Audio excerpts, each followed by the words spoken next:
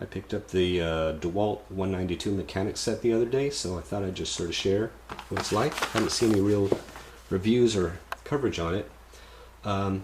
This kit has all 6-point sockets, which was one of the criteria I was using when picking up this set. I was really looking at just general consumer grade. Didn't matter if it was Craftsman, Husky, Stanley, Cobalt, or DeWalt at this point. Just wanted something in a nice price range, as many of the 6-point sockets as I could. You can use the 12 points, but a lot of times it's easier to engage the nut or bolt, but I've just had too many instances, especially with my cars, where it's just rounding off some stubborn bolts. Probably part of that is my fault, but the 6-point just reduces that, and I was tired of going through and trying to get new bolts in. I like to try and keep all the bolts the same on my cars, so decided on these 6 points. Got a few Allen style up here, your common but not a totally complete set of the Torx. You can take a look at those. In terms of the tallest sockets here, if you intend on putting it in a drawer and standing them up, just so you know, it's roughly just a little bit over 3 inches, maybe 3 1/8. Just something to think about. Each one has a nice textured ring at the bottom just for feel. Tell if you're twisting it right. You're going to notice I've seen some descriptions for this where it says deep laser etching. You're going to notice it's pretty much smaller than my fingernail, so pretty tiny. Might be a problem for some people. But you're going to notice there's no large laser etch numbering on here like some of the other sets or the latest DeWalt sets.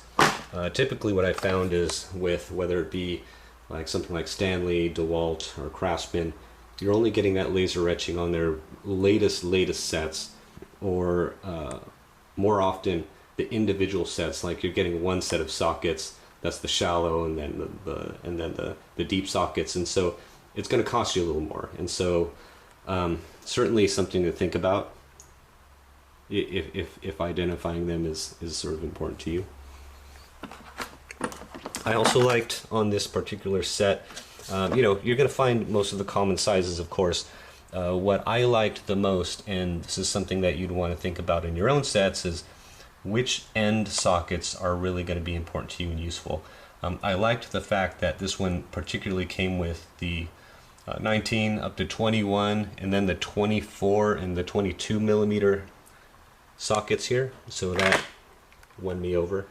Just because I have used those on transmissions for Japanese cars. And the same goes for the SAE sizes too. Really, when you're comparing these, don't look at them by the number, but just sort of think about what you are really going to use. On the bottom here, not sure if it makes a big deal to you. Some of the sockets by some of the manufacturers, you're going to notice this one here completely squared off. Some of them are going to have a little bit of a cut in here, making the ball bearing lock on the ratchet itself a little bit easier. Not so on this one, so much more positive engagement feel here. When you're taking these sockets here, or these ratchets, this one you're definitely not going to just try and slide it in. You can't. You're going to have to definitely press this in to let the ball bearing go in and get a definite nice lock on it, which to me is really nice, and that's worth the extra hassle. Metal lever here, very heavy, heavier than my Husky and my Craftsman's. I noticed this one is very similar to the more premium Craftsman ratchets that are out there now. I can appreciate that it's really heavy and heavy duty, but I think as a consumer, good feel in the hand, just sort of heavy, and I prefer to have that light. It's because it's a little fatiguing, you can get tired.